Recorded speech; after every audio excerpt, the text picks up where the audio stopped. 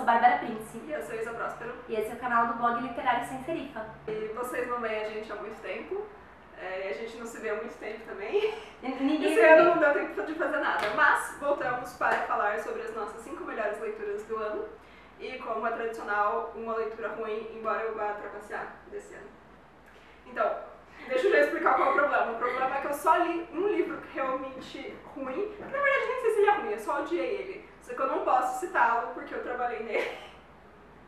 Ô, louco. Não digo em qual capacidade, mas eu estava envolvida na produção do livro, então não posso falar qual é. Depois eu quero Acontece, depois eu te conto. Então eu vou falar 6 livros que eu amei, porque eu li muita coisa boa esse ano e eu quero compartilhar.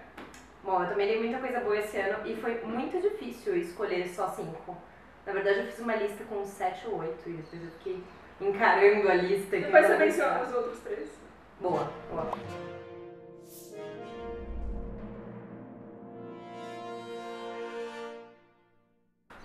Um dos primeiros livros que eu li esse ano já estourou a boca do balão, assim, que foi O Conto da Aya, da Margaret Atwood. É um daqueles livros que te dá um soco no estômago, só que ele te dá um soco no estômago em todas as páginas. E ele não alivia depois, é só horrível mesmo. Pra quem não conhece, teve uma série no ano passado pelo Hulu. Eu acho que essa série agora tá passando na Globoplay, se eu não me engano, que se chama The Handmaid's Tale. É uma história em que, num futuro próximo, nos Estados Unidos, as mulheres estão tendo um problema geral de fertilidade, assim. E aí, as mulheres todas perdem os seus direitos e são colocadas, divididas em castas na sociedade. Elas andam uniformizadas, elas têm que se encaixar num padrão definido pelos homens do que elas devem fazer. E as aias são as mulheres que ainda são férteis, elas são designadas para uma família e elas são mensalmente estupradas no período fértil delas até elas gerarem um filho para aquela família. Quando elas geram um filho, pai e filho, elas têm que entregar o bebê para a família e são designadas para outra família onde elas podem gerar outro filho. E aí esse livro são os diários de uma das aias. Diários não porque ela não escreve, porque elas são proibidas de ler e escrever, mas são os relatos da vida dela. Uma das coisas que eu acho mais assustadoras nesse livro é que ele não é uma distopia distante em que o mundo já está assim há algumas gerações. A mulher que está contando a história, ela viveu na nossa sociedade e ela tinha um marido, uma filha, um cartão de crédito e um emprego e estudava, então fica tudo muito mais tenso. Enfim, esse livro já me deixou bem chocada assim no começo do ano. Obrigada por esse começo animador. Bem apropriado para o ano de 2013. Tradição número 2 do Sem Serifa. Além de fazer esse vídeo, a gente faz esse vídeo e menciona livros que fazem sofrer. Exato. Bom, vou mencionar então um livro que me fez sofrer de tão bom, que foi a minha primeira leitura do ano. Na verdade, eu li a maior parte dele em 2017, mas eu acabei bem no comecinho, que foi Justiça Ancilar, da Ann Leckie. Eu não vou nem tentar explicar a trama desse livro. Se alguém quiser mais detalhes, eu, a Bárbara e a Camila Fernandes gravamos um podcast a respeito do livro. Tem tipo 1 hora, a gente fala bastante sem spoilers, então se você se interessa, vale a pena. Ele é uma ficção científica narrada em primeira pessoa pela Breck, que era uma nave. Hoje em dia ela tem um corpo humano, mas ela era uma nave, ela tinha centenas, milhares de corpos. E o livro se passa em dois períodos temporais, né, no presente da Breck, num único corpo humano, e depois no passado, como os múltiplos corpos da nave. E você vai aprendendo sobre um grande império galáctico, colonizador de outros planetas, enfim. É uma loucura intensa, é muito, muito bom. Nós amamos fortemente. Se vocês ouviram o podcast, vocês vão nos ouvir simplesmente surtando sobre o livro, porque a gente amou. Foi sem dúvida, uma das melhores leituras do ano. Eu vou mencionar os livros mais ou menos na ordem que eu li eles. E o segundo livro que eu vou mencionar é Flores para Algernon. É um livro do Daniel Keyes, que saiu no Brasil pela Aleph esse ano.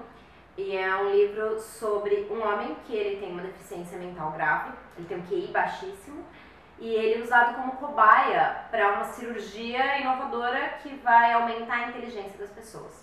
Essa cirurgia primeiro é feita no Algernon, que é um rato de laboratório, e depois é feita no Charlie. O livro é narrado pelo Charlie nos diários dele. Então começa o livro, o Charlie tem frases muito curtas, pensamentos muito simples, e a grafia das palavras está toda errada. E conforme ele faz a cirurgia e a cirurgia vai fazendo efeito no cérebro dele, ele consegue aprender e a escrita dele vai ficando mais gramaticalmente correta e mais complexa.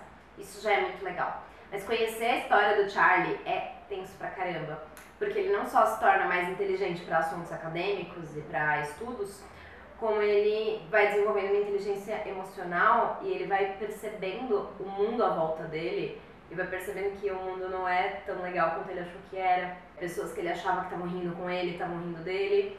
Ele começa a relembrar um monte de traumas pesadíssimos de infância que ele não lembrava, que ele simplesmente tinha apagado da memória dele. E começa a achar que o mundo é um lugar horrível mesmo, que no caso é. Você trouxe alguma recomendação que não queira fazer a gente chorar? Trouxe alguma? Legal. Pelo menos não fechem o vídeo ainda, vai chegar alguma recomendação bacana da Bárbara. Segundo livro que eu vou me... Você quer abrir o seu chocolate? Então, não espera. Pronto. O segundo livro que eu vou mencionar é o... Não, obrigada. O segundo livro que eu vou mencionar é o livro do Juízo Final, da Connie Willis, que é uma ficção científica muito louca, porque existe num futuro próximo, criam uma tecnologia de voltar no tempo, e historiadores da Universidade de Oxford usam essa tecnologia para estudar períodos diversos da história. Pela primeira vez eles vão voltar para a Idade Média, para o século XIV, e a mulher que vai fazer isso, ela é uma mulher jovem, uma estudante ainda, que ela quer ir para a Idade Média e conhecer como eram as coisas lá por volta de 1300 e tantos. Só que era para ela evitar uma coisinha chamada peste negra por uma grande margem de erro. Só que naturalmente acontecem várias cagadas, né? E ela acaba caindo num período complicado. Ela dá tudo errado na viagem, ela chega, ela meio que se encontra uma família e ela entra naquela vida familiar e vai vivendo aquela vida familiar e tentando descobrir como que ela vai voltar pra casa e como que ela vai evitar tudo que tá prestes a acontecer e que ela sabe que vai acontecer. E é um livro assim que não dá pra parar de ler, porque ao mesmo tempo que você acompanha ela no passado, você acompanha o presente e coisas estranhas estão acontecendo no presente com as pessoas que ela deixou pra trás. Então, assim, é muito, muito bom. Foi um livro, assim, uma leitura maravilhosa. Eu quero muito ler esse livro. Vale a pena. Inclusive, isso me lembra um detalhe que esse ano eu quase só li ficção científica. Eu trouxe muita ficção científica. É o blog da ficção científica agora. Eu também gostei muito de um livro do Kurt Vonnegut, que também estava na minha lista no ano passado, esse autor. O livro desse ano foi As Sereias de Titã. Livro maravilhoso. Kurt Vonnegut é sempre incrível, né? Ele tem uma visão muito sarcástica do nosso mundo e tem um humor muito apurado. As Sereias de Titã conta a história de um cara que recebe uma profecia sobre o destino dele, basicamente dizendo que ele vai viajar pelo sistema solar, em um período em que ninguém faz viagens para fora da Terra, e que ele vai ter um filho com a esposa do cara que está fazendo a profecia. Ele claramente não acredita nessa profecia e vai tentar seguir a vida dele. Só que esse é justamente um livro sobre a falta de livre-arbítrio das pessoas. Então é claro que a profecia vai se concretizar do jeito mais esquisito que você pode imaginar. E eu costumo dizer que esse livro se parece com o Guia do Mochileiro das Galáxias para adultos, assim, com um humor mais adulto. Para adultos drogados. Para adultos muito drogados. Eu tenho algumas ressalvas com ele. Ele tem uma cena de estupro completamente desnecessária. Mas, de forma geral, eu adorei a trama do livro e as pequenas histórias que o Vonnegut vai contando em algumas digressões que ele faz. É bem engraçado. E como o Douglas Adams também, o grande diferencial dos livros dele é a própria narrativa dele, né? Porque, tipo, às vezes nem tá acontecendo nada, mas o jeito como ele conta aquele nada é tão bom que você não consegue parar de ler e você tá dando risada e... é muito bom. Bom, o próximo livro que eu trouxe também é uma ficção científica e também foi publicado pela editora que não nos pagou. Quer dizer, eu pelo menos não me pago. Eu também não, só recebi meu salário normal. Não incluía vídeos no Senseria. Mas é que é um livro realmente excepcional que chama Os Despossuídos, da rainha Ursula K. Le Guin, que é um livro que, bom, eu tenho que admitir que é uma vergonha pessoal, que eu nunca tinha lido uma ficção científica da Ursula, eu já tinha lido fantasias dela, mas essa foi a primeira ficção científica que eu li. E é sensacional. O livro se passa principalmente em dois planetas gêmeos, né, o Haz e Anarres, que têm sistemas políticos e econômicos diferentes. Então, o Haz é uma sociedade mais capitalista e Anarres é uma sociedade praticamente anarquista. E, bom, vale dizer que o livro foi escrito acho que em 1979, se não me engano. Não lembro. Então, por aí, década de 70, bem no meio da Guerra Fria. Então, obviamente, tem um conteúdo político aí. O personagem principal, que é o Shevek, que ele é do planeta Narres, né, desse planeta anarquista, onde não existe dinheiro, onde as pessoas trabalham voluntariamente e se organizam numa sociedade de um jeito assim, cooperativo. E ele é um matemático e ele, enfim, trabalha numa tese muito louca e ele quer conseguir uma aproximação entre esses dois planetas, né? E acaba indo para o planeta capitalista, digamos, né? Embora esses termos não sejam usados, claro. E daí ele vai tentando entender como funciona essa sociedade. Mas ao mesmo tempo a gente tem também os flashbacks, assim, enquanto você vê o presente, você acompanha o passado dele desde a infância, no planeta natal dele, até a vida adulta. E você percebe, enfim, como a Úrsula não é uma qualquer escritora, tipo, não é um livro panfletário, é um livro que ela vai explorar a fundo tanto as vantagens como as desvantagens, como as contradições de todos esses sistemas e que é a natureza humana nesses dois sistemas. Então, assim, é uma coisa muito profunda, complexa, intrigante, envolvente, é um livro sensacional, recomendo muito. E já que você falou desse, eu vou mudar a minha ordem ali, vou mencionar o da Úrsula também. Legal. Porque eu li o livro da Úrsula esse ano, que me fez parar e falar, não quero mais ler nenhum livro, eu vou reler esse livro pro resto da minha vida. Ele se chama The Left of Heaven, ainda não tem uma edição em português, mas a editora Morro Branco anunciou que vai lançar. Estamos aguardando ansiosos, porque eu já estou indicando o livro para todo mundo. The Left of Heaven conta basicamente a história de um cara cujos sonhos alteram a realidade. Quando ele sonha que o mundo é de um jeito X, quando ele acorda, não só o mundo agora é desse jeito, como sempre foi. Ele altera a realidade, inclusive, para o passado. E ninguém percebe, porque todo mundo sempre viveu nessa realidade, exceto ele. E aí esse cara tá tentando não dormir, usando umas drogas pesadas para não dormir, para não sonhar. E ele é encaminhado para um psiquiatra / psicólogo. E esse psicólogo percebe que é verdade que os sonhos dele se materializam e que ele não tá louco. E o psicólogo resolve que vai manipular os sonhos dele por meio de hipnose para os próprios interesses.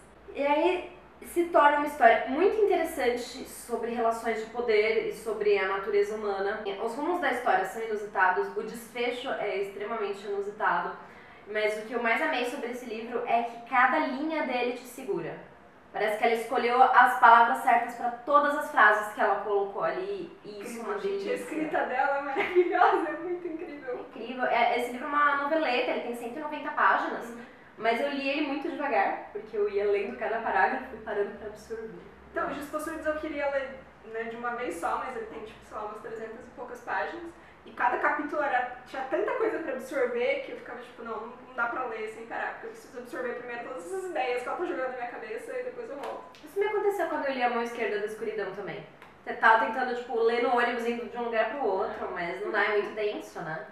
O próximo livro que eu vou mencionar é O Alto da Maga Josefa, da Paola Siviero, e que é uma fantasia nacional, né, publicada pela editora Dame Blanche, e que se passa no Nordeste, e basicamente todo mundo descreve o livro assim, mas é uma descrição tão boa que eu vou simplesmente repeti-la, que é Supernatural no Nordeste, assim, porque você tem o personagem principal, que é o Toninho, que é tipo um caçador de criaturas mágicas, assim, e a maga Josefa, que é uma maga, e eles mesmo meio que formam essa duplinha e vão e partem por aí derrotando ameaças sobrenaturais pelo Nordeste. Você leu também, né? Então, o livro é bem episódico, cada capítulo tem um caso a ser resolvido, então você é bem gostoso, parece um conto, né? Vários contos dentro de um livro, mas tem uma história maior que é resolvida no final, num desfecho que é sensacional também. E é uma delícia, a prosa dela é uma delícia, super bem humorada, eu ria alto em vários momentos da história, assim. Os personagens são ótimos, super bem desenvolvidos, tem uma dinâmica super divertida, assim, eu tô esperando a continuação, tá falando. E o último livro muito bom que eu vou mencionar desse ano é Love Star. O autor se chama Andrés Magnason, não sei se pronuncia desse jeito, ele foi lançado pela editora Morro Branco. Foi um livro que eu gostei muito, foi muito inusitado, que ele é uma história islandesa de uma ficção científica no estilo Black Mirror, no sentido de que ela aborda como as tecnologias atuais estão afetando as relações entre as pessoas. O mais assustador desse livro é que ele foi escrito em 2002 e ele prevê o nosso comportamento com base em marketing digital e redes sociais. E é impressionante pra caramba. É uma realidade em que desenvolveu-se uma tecnologia que pode mandar e receber informações direto do cérebro das pessoas. Então as empresas conseguem mandar anúncios direto pro cérebro das pessoas e tem muitas consequências disso. Por exemplo, tem pessoas que são contratadas pela empresa. Eu acho que o livro não usa esse termo, mas elas são influenciadoras. Porque elas conversam com as pessoas, por exemplo, eu converso com uma galera e convenço eles a ir num restaurante e tal. E se eu tiver sucesso nisso, o restaurante me paga um bônus por isso. E aí as pessoas, elas vendem a popularidade delas.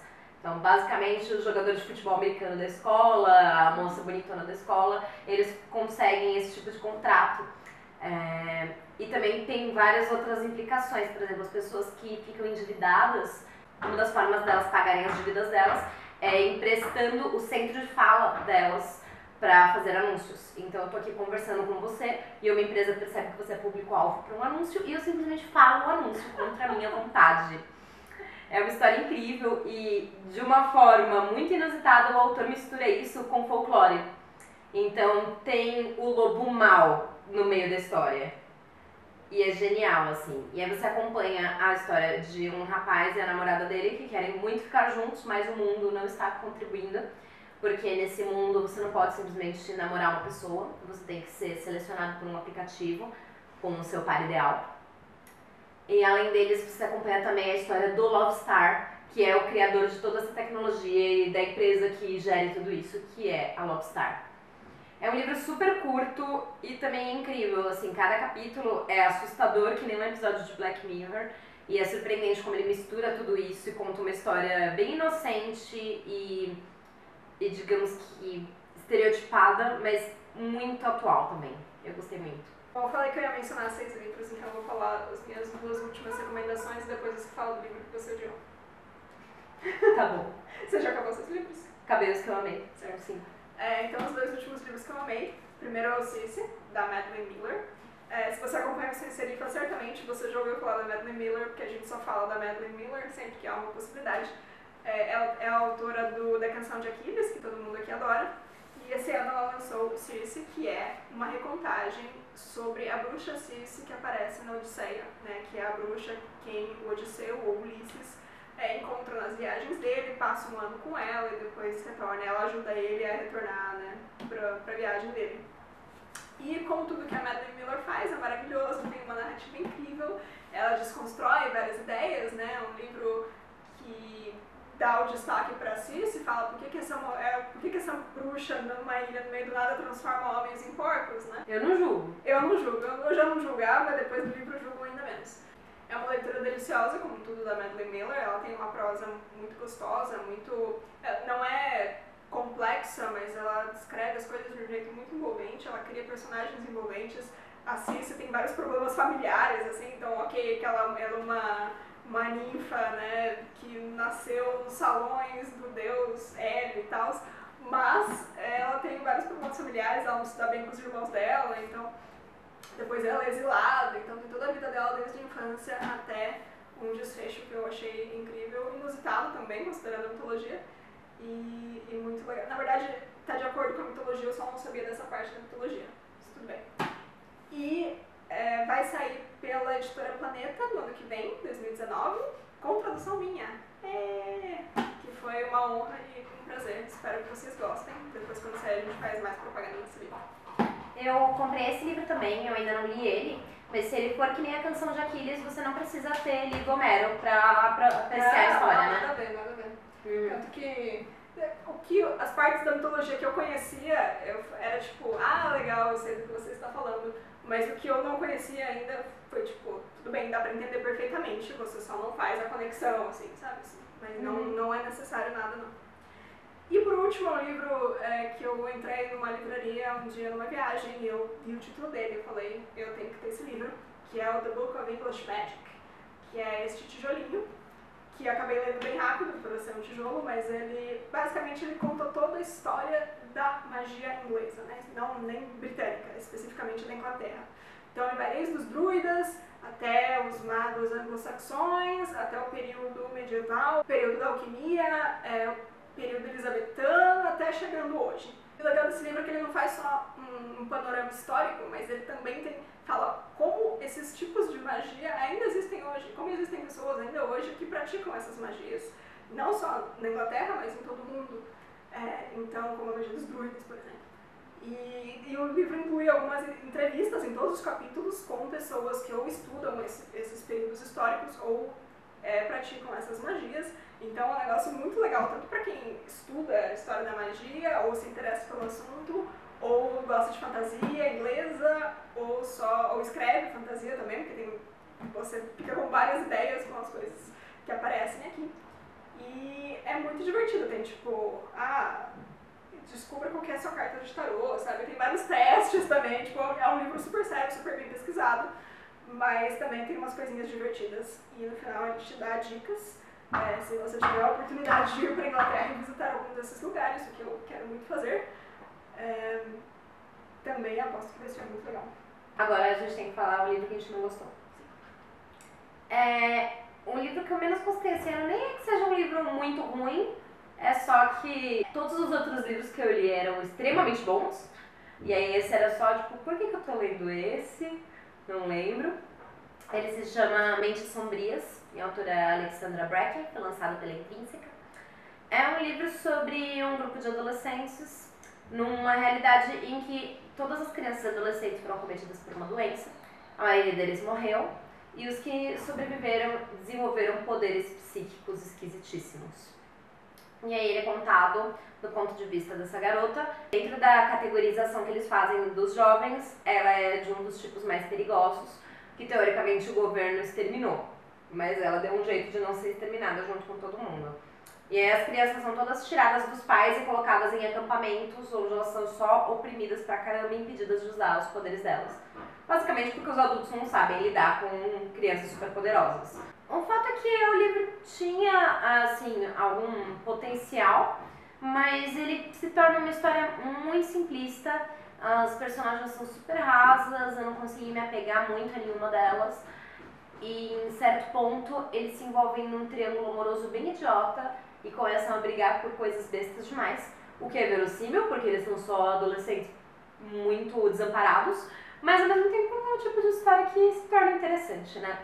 Eu até comparei na resenha que eu fiz com o Crepúsculo, porque me pareceu muito isso, sabe? Jovens muito poderosos se envolvendo nos romancezinhos água com açúcar, enquanto tem algo maior acontecendo, mas esse algo maior acontecendo não vai gerar nenhuma grande batalha, nada muito interessante ali pra você ver, nada emocionante. É só a vida daquela menina mesmo. Enfim, não é um livro terrível, inclusive eu acho que quem gosta bastante de Crepúsculo talvez se interesse por esse livro, embora talvez ele seja um pouco mais juvenil. Ele teve um filme esse ano que ficou super pouco tempo em cartaz, eu não cheguei a assistir, mas ele foi o livro que menos me acrescentou esse ano. Eu falei que eu não ia mencionar um livro ruim, né? Mas eu lembrei de uma novela que eu não gostei, que chama Passing Strange. Eu comprei um pacote de e-books da Tor, que eram 4 novelas com temática LGBT. Eu adorei as 3 novelas, mas uma delas eu não gostei muito, porque era uma novela de fantasia. E essa tem um aspecto fantástico muito meio estranho, não é muito explorado. Eu passei em algumas cidades dos Estados Unidos nos anos 20, tem várias lésbicas no meio envolvidas ali, e como se fosse uma novela histórica, eu acho que eu teria gostado ainda mais, entendeu? Se não fosse esse aspecto fantástico que eu tava esperando desenvolver meio que uma trama de fantasia ali, e não se desenvolveu. E daí eu acabei não gostando muito. Esses foram os livros que se destacaram em 2018. Yay! E agora tá todo mundo muito pronta pra ler vários livros em 2019. Junto com esse vídeo a gente vai colocar aqui embaixo o link pro post do blog, onde a gente lista todas as leituras que a gente fez esse ano e tem link para todos os livros que a gente resenhou. E vamos colocar o link também do nosso podcast sobre justiça insular. E eu vou recomendar também o podcast que o Correio de Livros fez sobre o Alto da Maga Josefa, que ficou bem divertido. É isso, gente. Feliz ano novo e tentem ler bastante em 2019. A gente vai tentar. Até mais!